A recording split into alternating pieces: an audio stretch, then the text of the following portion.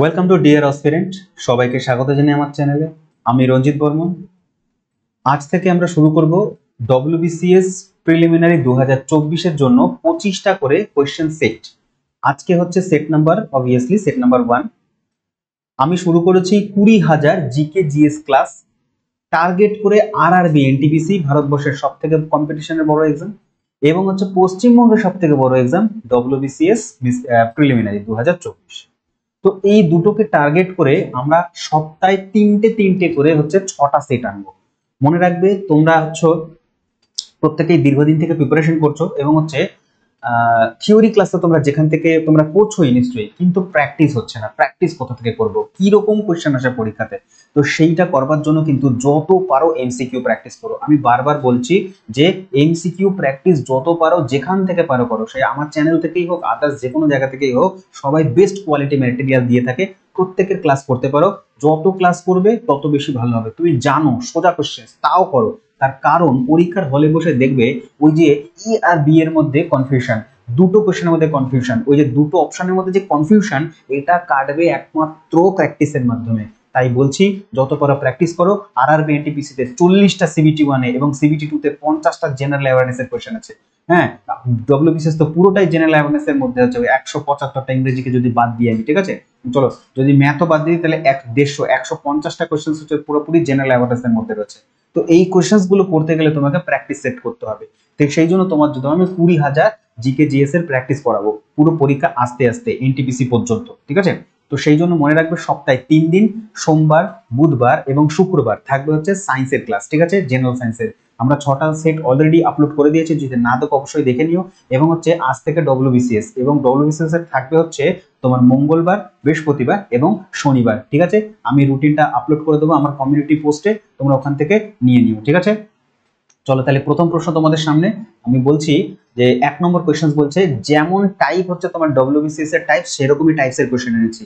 প্রথম প্রশ্ন বলছে, sir CV Raman was awarded Nobel prize for his the work connected with which of the following ফিনোমেনন the radiation. মানে এখানে মানে বলতে চাইছে যে সিভি রমনকে নোবেল প্রাইজ দেওয়া হয়েছে নিম্নলিখিত কোন কাজের জন্য? স্ক্যাটারিং আবিষ্কার করার জন্য, স্ক্যাটারিং ডিফ্র্যাকশন হওয়ার কথা, ডিফ্র্যাকশন, ইন্টারফারেন্স, নাকি হচ্ছে তোমার পোলারাইজেশন।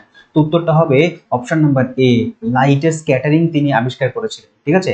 এবং তিনি আবিষ্কার করেছিলেন 1928 সালে 28শে ফেব্রুয়ারি। সেই জন্য এই 28শে ফেব্রুয়ারি ভারতবর্ষের ন্যাশনাল সায়েন্স ডে, জাতীয় বিজ্ঞান দিবস। মনে রাখবে তাকে এর জন্য 1930 সালে দেওয়া হয়েছিল নোবেল প্রাইজটা। এবং তিনি প্রথম ভারতীয় যিনি হচ্ছেন তোমার ভারতরত্ন পেয়েছেন, ভারতের সর্বোচ্চ পুরস্কার। তার সাথে আরো দুজন ছিল, ঠিক আছে। আচ্ছা, তিনি যে স্ক্যাটারিং এর যে রিসার্চ করছিলেন, এইটা হচ্ছে তাকে সাহায্য করেছিল তার একটি স্টুডেন্ট কে এস কৃষ্ণন, ঠিক আছে। আচ্ছা, পরের প্রশ্ন বলছে নিউক্লিয়ার সাইজ আর এক্সপ্রেস দ্য ইউনিট নেম, মানে নিউক্লিয়ার সাইজ কোন সাইজে এক্সপ্রেস করা হয়? আনসার হচ্ছে অপশন নাম্বার এ, ফার্মি, ঠিক আছে। দেখো ফার্মি এটাও দূরত্বের একক, অ্যাংস্ট্রম দূরত্বের একক। অ্যাংস্ট্রমে মাপা হয় হচ্ছে তোমার ওয়েভলেন্থ বা তরঙ্গ দৈর্ঘ্য দৈর্ঘ্য দৈর্ঘ্য আরে তরঙ্গ দৈর্ঘ্য, ঠিক আছে। আচ্ছা, পরের প্রশ্ন বলছে যে স্পিড অফ সাউন্ড ম্যাক্সিমাম, বলছে শব্দের গতি সব থেকে বেশি হয় কোথায়? ভ্যাকিউমে, গ্যাসে, লিকুইড নাকি সলিডে? সলিড মানে কঠিন। উত্তর হবে অপশন নাম্বার ডি, সলিডে সব থেকে স্পিড বেশি হয়, কঠিন মাধ্যমে দ্রুত গতিতে যায়। আর ভ্যাকিউমে শূন্য, তার মানে ভ্যাকিউমে সাউন্ড যেতে পারে না, প্রপোগেট করতে পারে না সাউন্ড, ঠিক আছে। সাউন্ড যাবার জন্য মাধ্যম দরকার পরে। সব থেকে যদি বলা হয় কম, তাহলে গ্যাসে। কম বললে গ্যাস, কম আবার ভ্যাকিউম করে দিও না, কম বললে গ্যাস, আর শূন্য হবে ভ্যাকিউম, ঠিক আছে। শব্দের গতিবেগ হচ্ছে 25 ডিগ্রি সেলসিয়াসে 342-45 ডিগ্রি, যেমন থাকে 42-45 পার মিটার পার সেকেন্ড, ঠিক আছে। এটা হচ্ছে তার মানে টেম্পারেচারের উপরে নির্ভর করে। টেম্পারেচার বাড়লে সাউন্ডের স্পিড বাড়বে, তাই গরমকালে সাউন্ডের গতিবেগ বেশি। কার তুলনায়? শীতকালের তুলনায়। শীতে তাপমাত্রা কম থাকে, তাই হচ্ছে তোমার বায়ুর ঘনত্ব বেশি থাকে, সেই কারণে গরমে পাতলা থাকার কারণে তোমার গরমে হচ্ছে তোমার সাউন্ডের গতিবেগ বেশি হয়। পরের প্রশ্ন টিভি রিমোট কন্ট্রোল ইউজেস, মানে টিভি রিমোট কোন ফ্রিকোয়েন্সিতে কাজ করে? অপশন নাম্বার এ বলছে infrared, option number B radio, নাকি ভিজিবল ফ্রিকোয়েন্সি, নাকি হচ্ছে তোমার আলট্রাভায়োলেট ফ্রিকোয়েন্সি। উত্তর হবে TV remote, option number A. এই কোশ্চেনটা তো অলরেডি পরীক্ষায় এসেওছে প্রিভিয়াস ইয়ারে, ঠিক আছে।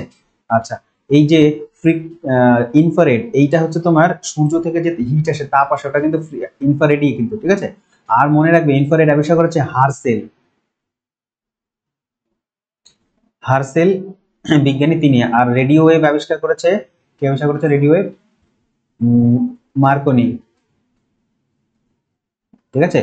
আর ভিজিবল লাইট বা ভিজিবল ফ্রিকোয়েন্সি আবিষ্কার করেছে নিউটন। ইয়েস, নিউটন, ঠিক আছে। আচ্ছা, আলট্রাভায়োলেট রে আবিষ্কার করেছে রিটার, বিজ্ঞানী রিটার। পরবর্তী প্রশ্ন বলছে 5 নম্বর বলছে twinkling of star is one of account of, মানে টুইঙ্কলিং স্টার যে তারারা মিটমিট করে, এটা কেন করে? এ বলছে large distance of star and storm in air, মানে বাতাসে প্রচুর পরিমাণে তোমার ঝড় হয় সেই কারণে, এবং হচ্ছে তারাদের দূরত্ব পৃথিবী থেকে অনেক বেশি সেই জন্য, নাকি রোটেশন অফ আর্থের কারণে হচ্ছে পৃথিবী যে আবর্তন করছে, নাকি লার্জ সাইজ অফ স্টার, তারাদের তোমার আয়তন অনেক বেশি হয়, নাকি option number D large distance of stars and fluctuation of the density of air, মানে পৃথিবীর যে বায়ুমণ্ডলের ডেন্সিটি বা ঘনত্ব সেটা ফ্ল্যাকচুয়েট করতে থাকে, ওঠানামা করতে থাকে, কমে বাড়ে, আর দূরত্ব অনেক বেশি স্টারদের। তো উত্তর অপশন নাম্বার ডি হবে। এটা মনে রাখবে, খুবই রেপিউটেড একটা কোয়েশ্চেন, পরীক্ষায় খুব খুব দেয়, স্টার লাগাবে, ভালো প্রশ্ন এটা। পরের প্রশ্ন বলছে errors in computer program is called, মানে কম্পিউটারের মধ্যে যে এরর হয় এটা কি? এই ঠিক সেম কোশ্চেন, এই ধরনের কোশ্চেনই কিন্তু ডব্লিউবিসিএস এসে থাকে কিন্তু, ঠিক আছে। তো সেই জন্য আমি বলছি এগুলো সব শুধুমাত্র ডব্লিউবিসিএস এর জন্য না, অনেক পরীক্ষার জন্যই কাজে লাগবে, কিন্তু ডব্লিউবিসিএস এর একদম অ্যাপ্রোপ্রিয়েট কোশ্চেন, ঠিক আছে। আচ্ছা, অপশন বলছে স্প্যাম, ফলিজ, নাকি হচ্ছে ভাইরাস, নাকি বাগস। উত্তর হবে বাগস। এরর হলে বাগস এর কারণে হয়, ঠিক আছে। স্প্যাম কি? স্প্যাম হচ্ছে, এটাও পরীক্ষায় দিয়ে থাকে, স্প্যাম প্রিভিয়াস ইয়ার ঘাটলেই পাবে। স্প্যাম হচ্ছে যে আনওয়ান্টেড কিছু ইমেলস যেই ফোল্ডারে গিয়ে জমা হয় সেটাকে বলা হয় স্প্যাম, আর স্প্যাম ইমেল বলা হয় এগুলোকে, ঠিক আছে। পরের প্রশ্ন 7 নম্বর। 7 নম্বর বলছে which among the following is commonly used language in the Android applications, ঠিক আছে। তো অ্যান্ড্রয়েড অ্যাপ্লিকেশনের মধ্যে নিম্নলিখিত কোন ল্যাঙ্গুয়েজগুলি ব্যবহার করা হয়? Java, C plus plus, C, নাকি পিএইচপি। দেখো যে সি, সি প্লাস প্লাস এগুলো সবই হাই ল্যাঙ্গুয়েজ, ঠিক আছে, high level language, high level language, এগুলো সব ল্যাঙ্গুয়েজ, ঠিক আছে। কিসে ব্যবহার হয় না? উইন্ডোজ কম্পিউটারে ব্যবহার করা হয়। জাভা ব্যবহার করা হচ্ছে তোমার Android. The answer is option number A, Java, JavaScript.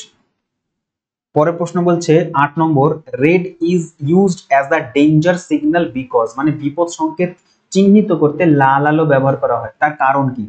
Blood red colour সেই কারণে, নাকি red light is scattered least by the air molecules, মানে হচ্ছে এয়ার মলিকিউলের মধ্যে, বাতাসের মলিকিউলস গুলোর মধ্যে, অণুগুলোর মধ্যে লাল আলো লিস্ট মানে কম ছড়িয়ে পড়ে, কম বিক্ষিপ্ত হয়, একদম নির্দিষ্ট দিকে যেতে পারে অনেকটা দূর সেই কারণে, নাকি red colour is easily available, লাল আলো খুবই সহজে পাওয়া যায়, নাকি red colour is shooting for I.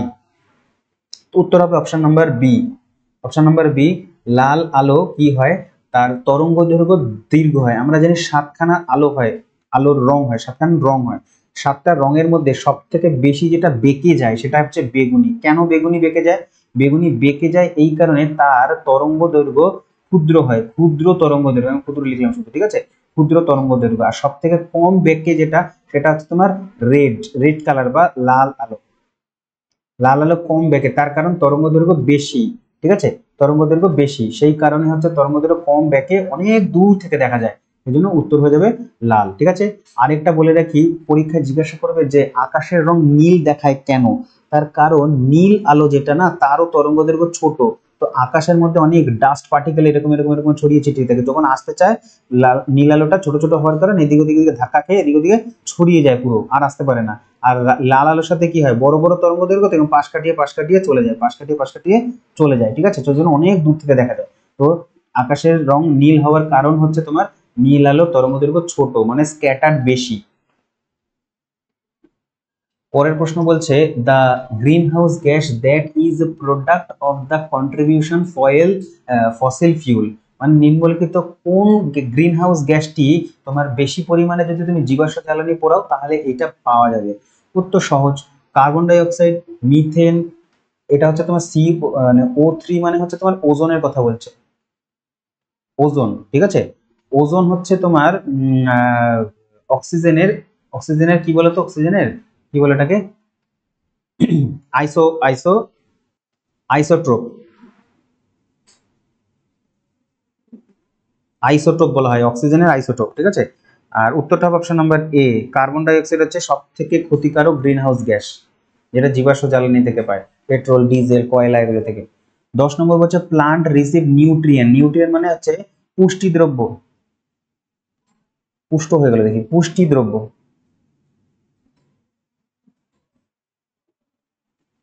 এই যে পুষ্টি দ্রব্য পায় কোথা থেকে, উত্তর অ্যাটমসফিয়ার থেকে নেয়, ক্লোরোফিল থেকে নেয়, সয়েল না লাইট থেকে। আমরা জানি অপশন নাম্বার সি, সয়েল থেকে। তার কারণ উদ্ভিদের, উদ্ভিদের যে মূলগুলো, ঠিক আছে, এটা মনে হয় একটা উদ্ভিদ, ঠিক আছে, এটা একটা উদ্ভিদ। তো উদ্ভিদের যে মূলগুলো রয়েছে, যে মাটির তলায়, এখানে যে মাটির মধ্যে যে খনিজ লবণগুলো রয়েছে সেগুলো শোষণ করে, জল শোষণ করে, তার সাথে হচ্ছে নিউট্রিয়েন্ট পেয়ে যায়। Option number C right. মনে রাখবে এক ধরনের টিস্যু আছে তাকে বলে জাইলেম আর ফ্লোয়েম, ঠিক আছে। ফ্লোয়েমের মাধ্যমে খাদ্য পরিবাহিত হয় উদ্ভিদ দেহে, খাদ্য, আর জাইলেমের মাধ্যমে জল পরিবাহিত হয়, জল ও লবণ, খনিজ লবণ, ঠিক আছে। মনে রাখবে, এটাও পরীক্ষা দিয়ে দেয়, জল কে বহন করে, জাইলেম, জ জ মনে রাখবে, জাইলেম জল, আর ফ্লোয়েম ফুড, ফ্লোয়েম ফুড। 11 বলছে excesses fluoride in drinking water causes, যদি খাদ্য জলের মধ্যে প্রচুর পরিমাণে ফ্লুরাইড যেতে থাকে তাহলে নিম্নলিখিত লাং ডিজিজ হবে, ইন্টেস্টিনাল মানে হচ্ছে ক্ষুদ্রান্তের পেটের রোগ হবে, নাকি ফ্লুরোসিস হবে, নাকি রিকেট হবে। উত্তর হবে অপশন নাম্বার সি, এটা তো সোজা ছিল, ফ্লুরাইড ফ্লুরোসিস রোগ করবে। কোথায় হয় ফ্লুরোসিস, দাঁতে, ঠিক আছে, দাঁতে হয়, বুঝলে। আর তোমার রিকেট রোগ হয় হচ্ছে ভিটামিন ডি এর অভাবে, ডি এর অভাবে তোমার রিকেটস হয়, ঠিক আছে। আর ঠিক আছে, চলো পরের প্রশ্ন। আচ্ছা, একটা রোগ হয় জলবাহিত রোগ, ওটা টাইফয়েড, সেটা হচ্ছে তোমার ইন্টেস্টিনাল রোগ। টাইফয়েড হচ্ছে কাকে আক্রমণ করে, ইন্টেস্টিনাল। কলেরা ইন্টেস্টিনাল রোগ, মানে ক্ষুদ্রান্তের পেটের রোগ, এগুলো সব। টাইফয়েড এগুলো সব জলবাহিত, কলেরা, ঠিক আছে। পরবর্তী প্রশ্ন বলছে which can bind O2 molecules, মানে নিম্নলিখিত কে O2 মলিকিউলকে বাইন্ড করে, মানে হচ্ছে ধরে রাখে। আর অপশন নাম্বার এ বলছে রেড ব্লাড সেল, নাকি white blood cell, vitamin B12, নাকি হচ্ছে ভিটামিন ই। তো আনসার কি হবে, অপশন নাম্বার এ হবে blood, red blood cells. Red blood cell মানে আরবিসি, তার কারণ এর ভিতরে কি থাকে, হিমোগ্লোবিন থাকে, হিমোগ্লোবিনই অক্সিজেনকে বহন করে। পরীক্ষায় প্রশ্ন দেবে হিমোগ্লোবিন কি বহন করে, O2, অপশন নাম্বার এ তে দেবে। অপশন নাম্বার বি তে দেবে হচ্ছে CO2, অপশন নাম্বার সি দেবে হচ্ছে তোমার বোথ, আর ডি হচ্ছে তোমার নান। তো আনসার কি দেবে তুমি, অক্সিজেনই মার্ক করবে। অক্সিজেন মার্ক করলে ভুল হয়ে যাবে আনসার, তার কারণ অপশন নাম্বার সি হবে, ঠিক আছে। অক্সিজেন এবং কার্বন ডাইঅক্সাইড দুটোই, অক্সিজেনকে দেহে নিয়ে যায়, কিন্তু কার্বন ডাইঅক্সাইডকে দেহের বাইরে কে করে, রক্তই তো নিয়ে আসে, ঠিক আছে।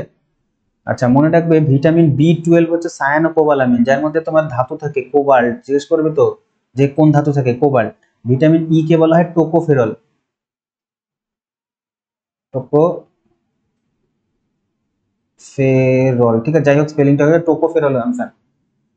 পি না এইচ ভুলে গেছে এখন, না পিএইচ নাকি এফ। পরের 13 নম্বর কোশ্চেন বলছে which one of the both UNESCO, star লাগো কোশ্চেনটা খুব ভালো প্রশ্ন, ডব্লিউবিসিএস এর একদম স্ট্যান্ডার্ড কোশ্চেন।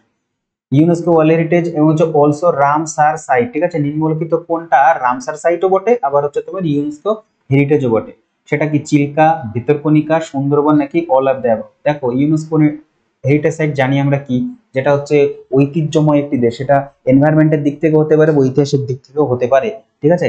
আর রামসার সাইট হচ্ছে তোমার জলাশয়গুলোকে বলা হয় ওয়েট ল্যান্ড, ওয়েট ল্যান্ড বলা হয় যেই ওয়েটল্যান্ড গুলো, যেই জলাশয়গুলো জীব বৈচিত্র্যপূর্ণ ওয়েটল্যান্ড, সেগুলোকে রামসার সাইটের তকমা দেওয়া হয়, ঠিক আছে। তো নিম্নলিখিত চিল্কা হচ্ছে ওয়েটল্যান্ড, সব থেকে বড় ওয়েটল্যান্ড, লার্জেস্ট, কিন্তু এটা ইউনেস্কো হেরিটেজ সাইট নয়। ভিতরকণিকা না, অপশন নাম্বার সি হচ্ছে সুন্দরবন, দুটোই সুন্দরবন, দুটোই। শুধু দুটো কেন, সুন্দরবন সব, UNESCO world heritage site, Ramsar site, তারপরে তোমার biosphere reserve, national park, wildlife sanctuary, ঠিক আছে, টাইগার রিজার্ভ। পরের প্রশ্ন বলছে 14 নম্বর, 14 বলছে which country is known as the country white elephant, কাকে হোয়াইট এলিফেন্টের দেশ বলা হয়? মালয়েশিয়া, ইন্দোনেশিয়া, থাইল্যান্ড নাকি নাইজেরিয়া? তো আনসার হবে অপশন নাম্বার সি, থাইল্যান্ড। মনে রাখবে থাইল্যান্ড হচ্ছে রাবার চাষে ফার্স্ট। কি বললাম? রাবার রাবার রাবার চাষে ফার্স্ট। এবং ভারতবর্ষে রাবার চাষের প্রথম রাজ্য হচ্ছে কেরালা, ঠিক আছে। পরবর্তী প্রশ্ন বলছে which is the longest river in Asia, এশিয়ার longest river Brahmaputra, Ganga, Yangtze নাকি হচ্ছে তোমার নাইল রিভার? নাইল হচ্ছে বিশ্বের লংগেস্ট, বিশ্বের লংগেস্ট, কিন্তু এটা তো আফ্রিকাতে পড়ে ভাই। এইটুকুনি তো আমরা সবাই জানি, ডব্লিউবিসিএস প্রিপারেশন করছে। তো উত্তর হবে অপশন নাম্বার এ, ব্রহ্মপুত্রা। ব্রহ্মপুত্র না, কি ব্রহ্মপুত্র, উত্তর হবে অপশন নাম্বার সি, চায়নাতে ইয়াংজে রিভার, ঠিক আছে। ইয়াংজে হচ্ছে এশিয়ার দীর্ঘতম, ঠিক আছে। আচ্ছা, ব্রহ্মপুত্রকে একটি নামে ডাকা হয়, উত্তর দেবে ইয়ারলুং, ইয়ারলুং শাংপো,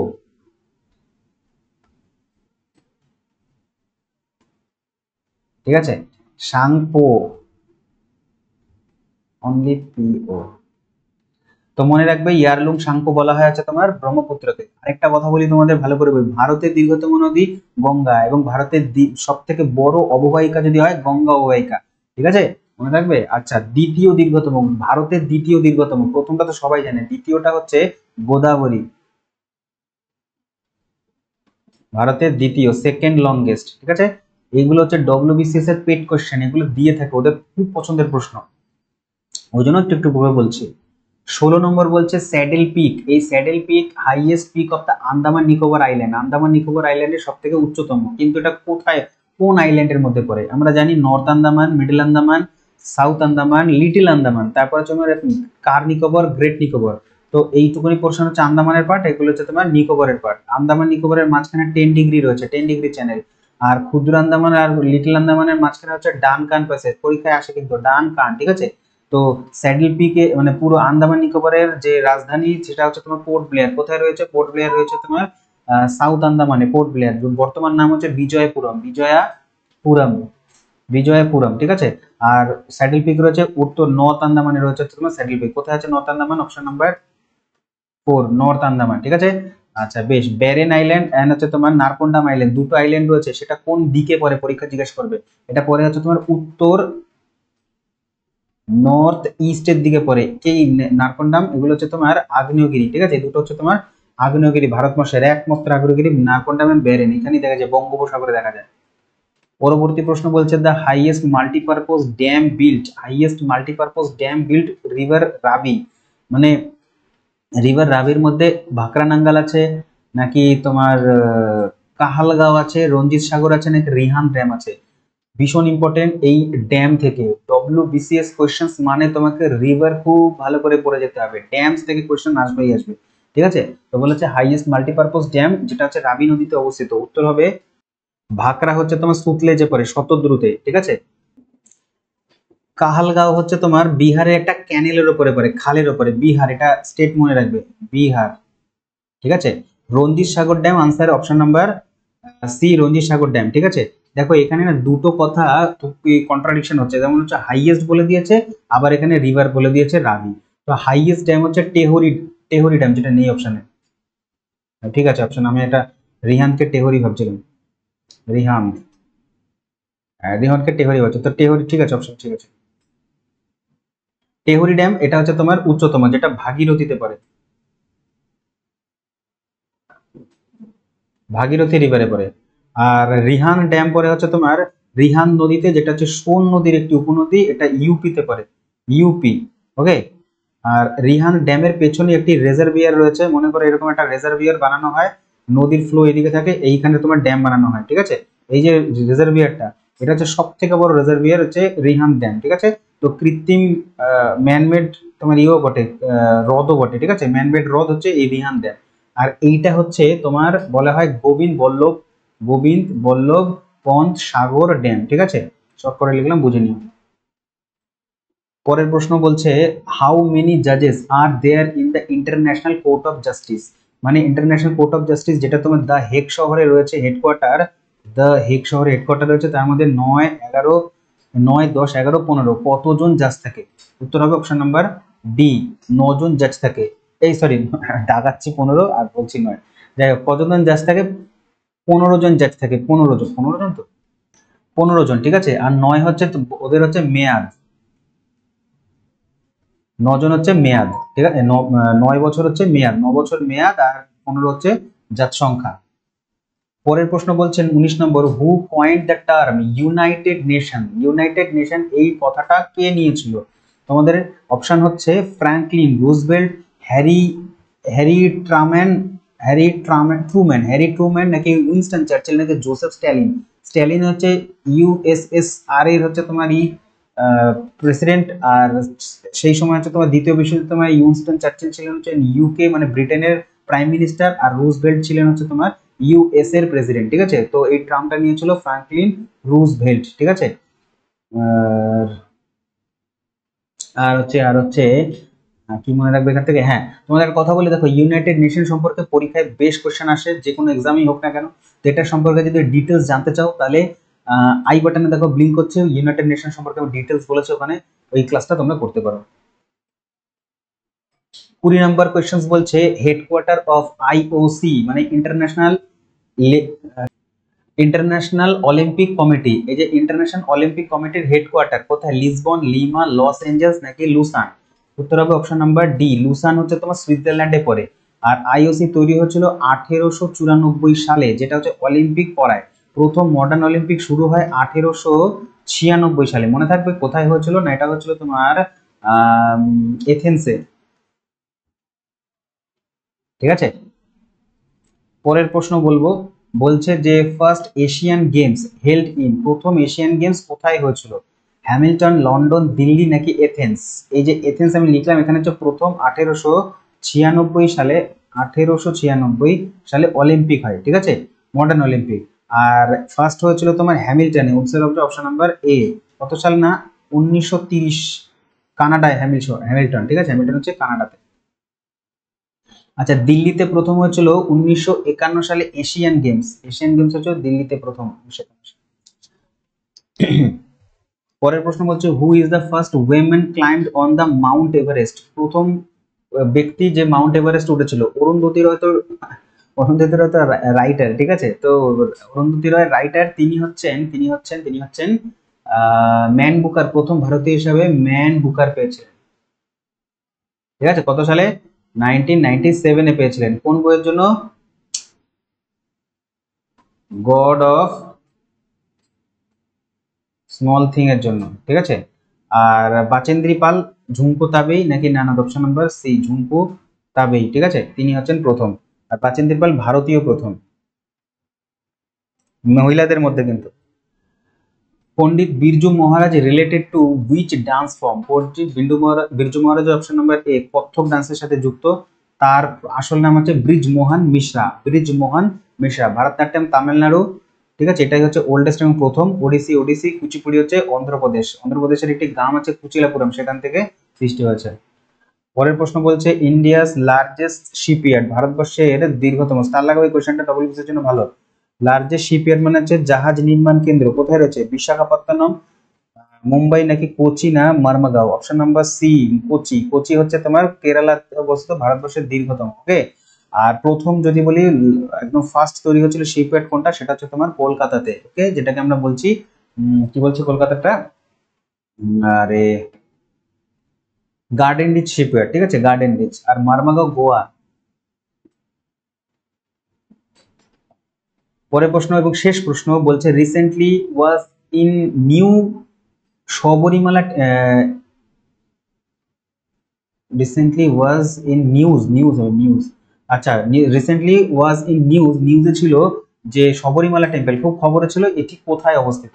এটি তামিলনাড়ু, অন্ধ্রপ্রদেশ, কর্ণাটক, নাকি Kerala? Answer is option number D, Kerala. তোমাদের আবারও বলছি, যত পারো এমসিকিউ প্র্যাকটিস করো, ঠিক আছে, এমসিকিউ প্র্যাকটিস করলেই রিভিশন হবে, এছাড়া নয়, ঠিক আছে। তো যদি প্রশ্ন ভালো লেগে থাকে, প্রশ্ন বাছাই যদি ভালো লেগে থাকে, এক্সপ্লেনেশন যদি ভালো লাগে, তাহলে অবশ্যই একটি লাইক করে দিও। আর চ্যানেলে প্রথম হলে অবশ্যই সাবস্ক্রাইব করবে, তার কারণ এই যে দুই ধরনের ভিডিও, জেনারেল সায়েন্সের ভিডিও এবং হচ্ছে ডব্লিউবিসিএস প্র্যাকটিস সেট, এগুলো পেতে হলে তোমাকে নোটিফিকেশন পেতে হবে ঠিকঠাক সময়। তো সাবস্ক্রাইব করে নিও এবং দেখতে থাকো অথর্ব ক্র্যাক কম্পিটিশন। ধন্যবাদ।